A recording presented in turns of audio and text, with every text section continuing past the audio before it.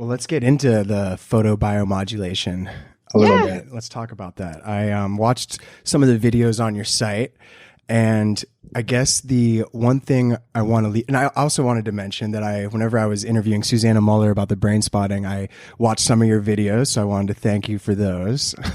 Yeah. Those helped me out.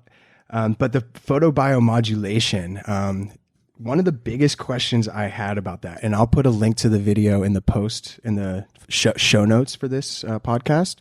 Um, but have you ever seen Star Trek: The Next Generation? Yeah.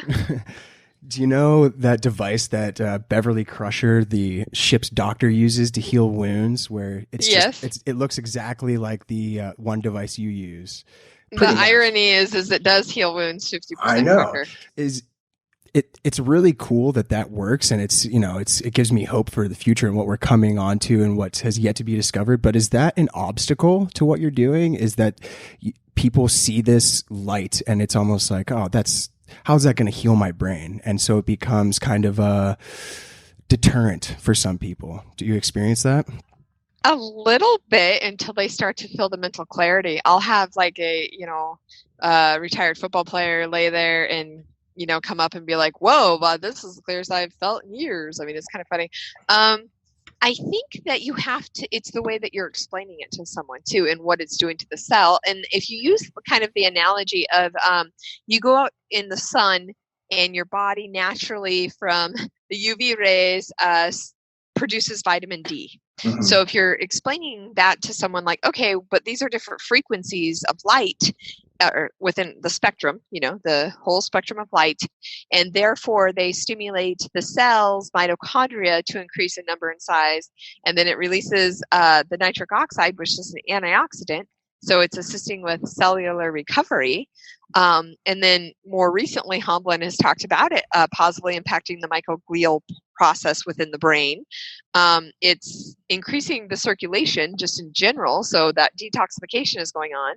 Also, we know even just heating up the tissue, they've talked about sauna use and so on, that's stimulated neurogenesis also. So there's just a whole lot going on with the near infrared, infrared light. Mm-hmm. And then when we talk about the blue light with my one handheld laser, so blue light, I mean, it'll whiten your teeth. It kills the multi-strain resistant staph and strep.